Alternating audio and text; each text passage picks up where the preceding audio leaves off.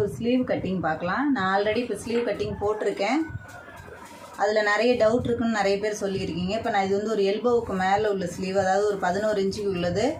அதை நான் எப்படி வந்து ஈஸியாக கட் பண்ணுறது அப்படிங்கிறது வந்து நான் உங்களுக்கு வந்து காமிக்கிறேன். இப்போ எப்பவும் மாதிரி துணியை வந்து 4ஆக மடித்து போட்டுக்கிறங்க கை கட் பண்ணுறதுக்கு, ஏற்ற இறக்கம் இல்லாமல்.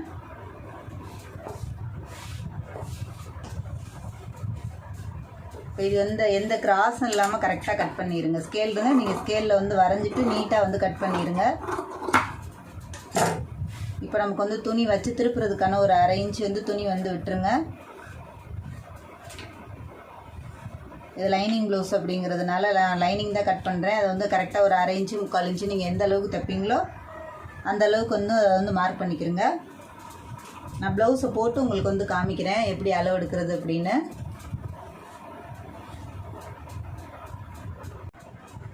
நீட்டாக வந்து ரைட் சைடு வர்ற கையை எடுத்துக்கிறங்க. கரெக்டாக தையலோடு சேர்த்து வச்சுக்கிறோங்க. சுருக்கம் இல்லாமல் கரெக்டாக நல்லா இழுத்து வச்சுக்கிறோங்க, எந்த சுருக்கமும் இல்லாமல். இது வந்து ரொம்ப ஈஸியான மெத்தடு உங்களுக்கு கட் பண்ணுறதுக்கு. முதல்ல வந்து ப்ளவுஸோட தையல் அளவு எடுத்துக்கிறோங்க. அதுலேருந்து ஒரு 1.5 இன்ச்சு 2 இன்ச்சு உங்களுக்கு அந்த அவங்க எந்த அளவுக்கு தையலுக்கு துணி கேட்டிருக்காங்க அப்படிங்கிறத வந்து கரெக்டாக பார்த்து எடுத்துக்கிறோங்க. அதே மாதிரி ஷோல்டருக்கு நேராக மார்க் பண்ணிக்கிறோங்க. அதில் வந்து தையலுக்கு ஒரு 1/2 இன்ச்சு மேலே ஏற்றி மார்க் பண்ணிக்கிறோங்க. இதை வந்து கரெக்டாக நல்லா வந்து இதை இழுத்துருங்க. இழுத்துட்டு கரெக்டாக ஷோல்டர் வந்து பார்த்துக்கிறோங்க. இங்கே ஷோல்டர் கரெக்டாக அந்த ஆம்கோல் அந்த அளவு வந்து மார்க் பண்ணிக்கிறோங்க. அதுக்கு நேராக வந்து ஒரு கோடு போட்டுக்கிறோங்க. இப்போ கோடு போட்டுட்டு அதுக்கப்புறம் இந்த இதுக்குள்ளது ஒரு 3 தையலுக்கு நேராக. இப்போ இது வந்து தையலுக்கு, இது வந்து ஆம்கோல் அளவு, எக்ஸ்ட்ரா வந்து தையலுக்குள்ள அளவு. இது கரெக்டாக அது அளவு பார்த்து அதை அப்படியே ஒட்டி வந்து இங்கேயும் கரெக்டாக அளவு வந்து இழுத்து வச்சுக்கிறோங்க எவ்வளோ வருது அப்படின்னு. காட்டன் துணி அப்படின்னா கண்டிப்பாக வந்து உங்களுக்கு வந்து டைட் கொடுக்கும்.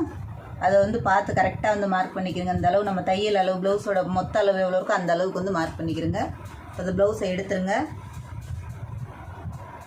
எடுத்துகிட்டு நம்ம லென்த் எடுத்துருக்க பாருங்கள், அதில் அப்படியே வந்து மார்க் பண்ணிக்கிறங்க. அதை வந்து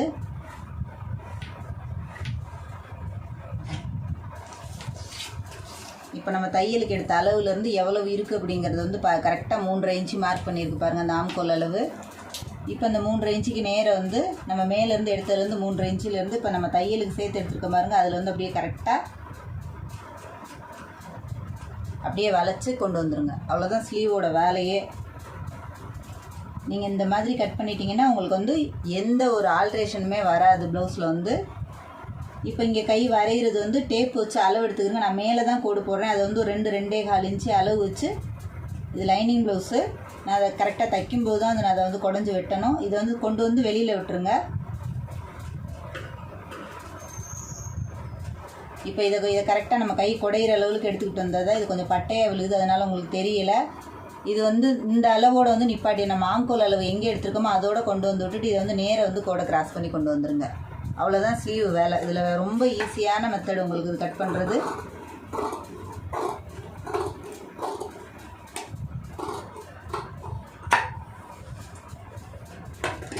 இதை வந்து நீங்கள் வந்து அளவுக்கு என்ன அளவுக்கு நீங்கள் இது பண்ணியிருக்கீங்களோ அந்த அளவுக்கு சிசர் கட் போட்டுருங்க.